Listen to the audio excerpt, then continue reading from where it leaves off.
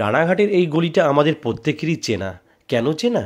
এমন একটা গলি যে গলিতে আমরা এই দেখুন ছোট্ট শিশু সেই অস্মিকার বাড়ির গলি এবং সঙ্গে আমাদের ব্রাঞ্চ ম্যানেজার সাহেবের সেই মানবিকতার রূপ। প্রথম একজন ব্রাঞ্চ ম্যানেজার হিসাবে একটা ব্যাংকের তিনি তার বাড়িতে পৌঁছেছিলেন যে একজন ছোট্ট অস্মিকার জন্য কিছু করা দরকার।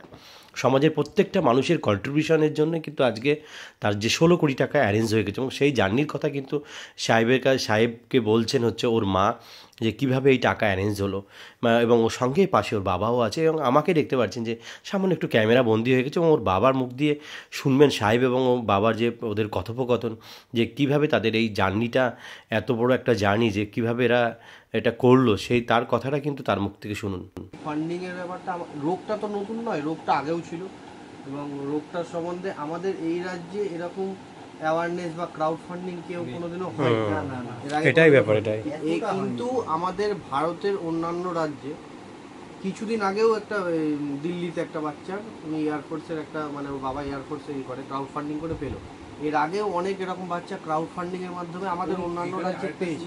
সেখানে আমরা বুকিং করা হয়েছিল, যেখানে টাকা দেওয়া হচ্ছে ইমপ্যাক্ট গ্রুপ, এটা নামও আমরা কেউ জানতাম না। ইমপ্যাক্ট গ্রুপ অনেকেই জানতো না, এটাকে আমরাও জানতে পারলাম। ইনফ্যাক্ট হচ্ছে বিবেক আমাদের সাহেবের যেহেতু ছোটো মেয়ে বাড়িতে আছে, সাহেব খুব আবেগপ্রবণ মানুষ। ব্রাঞ্চ থেকেই বলছিল যে বাচ্চাটাকে একটুখানি কোলে যদি নিতে পারতাম। সত্যি কথা কোলে নিয়েছে। আমরা জানি সবাই অসুস্থ হয়ে উঠবে, সবার আশীর্বাদ ভালোবাসা এবং শুভকামনা রইল।